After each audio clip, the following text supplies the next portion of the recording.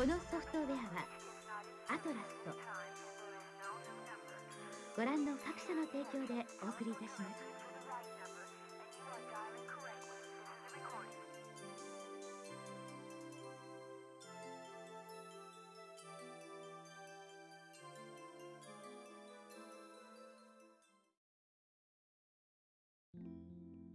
Okay then, hello and welcome, I'm Bio, and today we're doing another Lost in Japan. Happy borders in Hokkaido. Yeah. Oh, why has it only got new game as an option?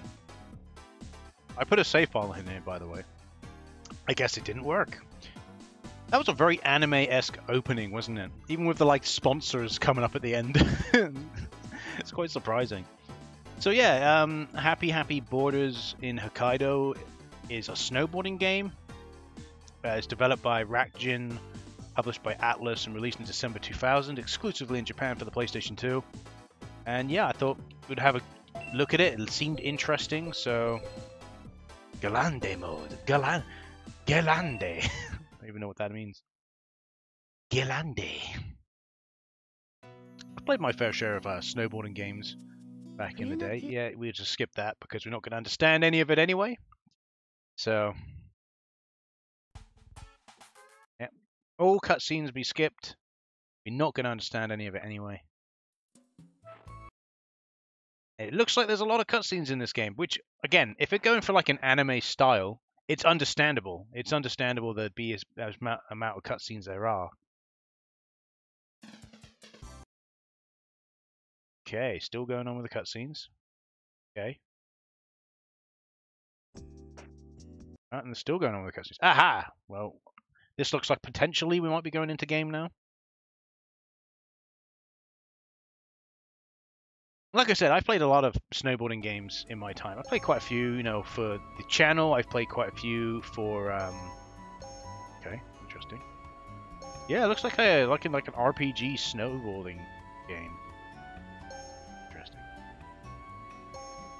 Yeah, I played a fair amount of snowboarding games in my time, not only for the channel, but when I was younger, I enjoyed the 1080 on the N64. I didn't have it, but a friend had it, and I played it around his house. So yeah, and played SSX Tricky on the PS2. Again, I didn't own that game; it was around a friend's house. But in my opinion, the best snowboarding game that I've played personally is probably Amped 3. I actually quite enjoyed how that controlled. It's too bad. So a game like that would be it would be good for a game like that to be re-released. Okay, so I don't actually move. Okay, so you don't actually move. You aim basically what you want to do, and then press the circle button to like verify.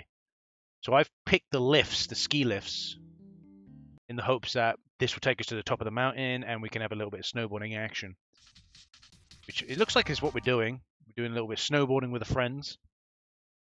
So, well, no, I don't know how the snowboarding is going to be. It's made by Racjin, and they generally, they're kind of like a all over the place developer, even though most of the time you tend to know them for.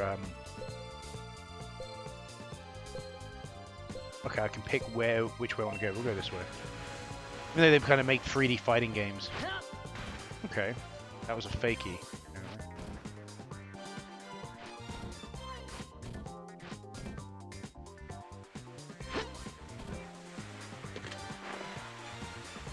Ah, okay. Press triangle to get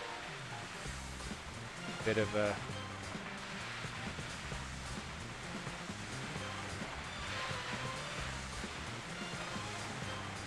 of unbalanced. Get another fakie. Yeah, the game doesn't run particularly fantastic in the old emulator. I can jump. You think of trying to do any particular tricks. I can do like a 360 air. And down I go.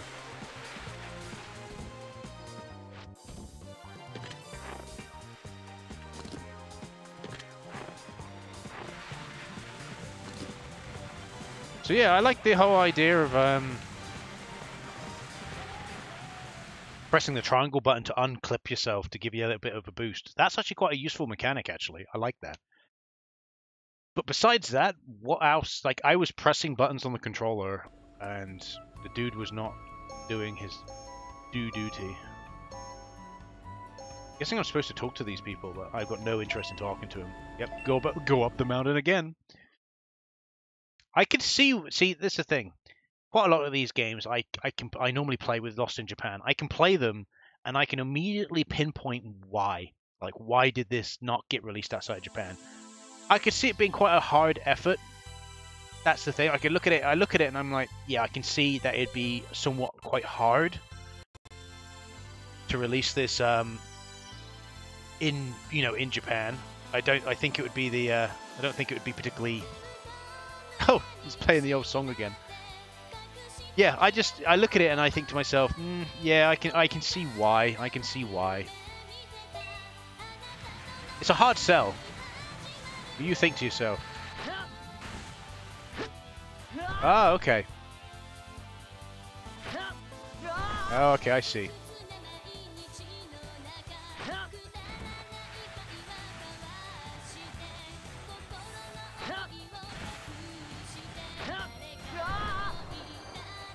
Okay, you can do tricks.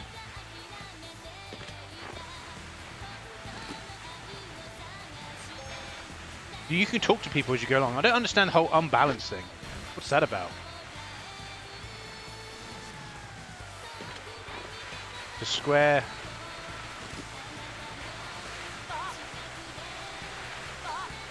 So if I go into these people.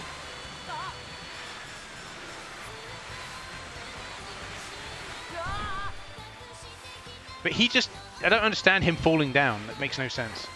I guess he's new, I guess, as a snowboarder. Because that's the thing, this game reeks of, like, you meant to just, like, I don't know, try? And then he's falling over again.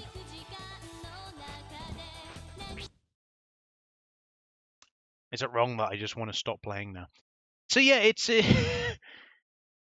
it's fine. I think it's geared towards a very, very particular type of person, I think.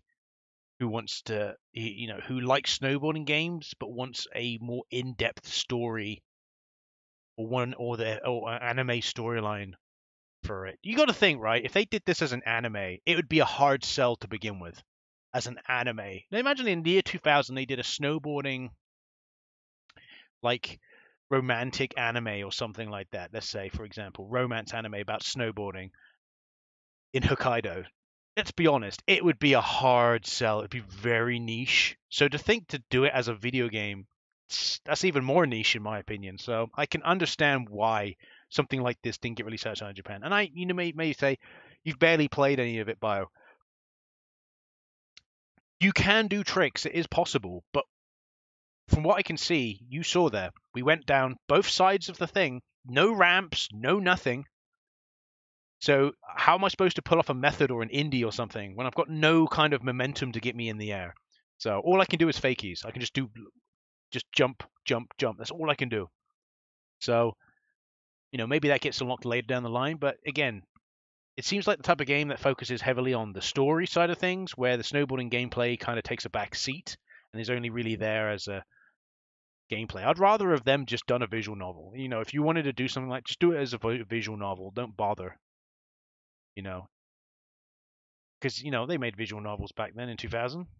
You had them for the PS1, had them for the PS2. So yeah, I'm not really interested in playing any more of this. I kind of seen what I wanted. Well, not what I wanted to see, but when I play a Lost in Japan game, I play it and I look at it and I wonder, why did it stay in Japan? This one is evident why it stayed in Japan. Very obvious. So yeah, I'm going to stop playing here. That was Happy Borders in Hokkaido. I've been Bio. Thanks for watching, and I'll see you again. Goodbye.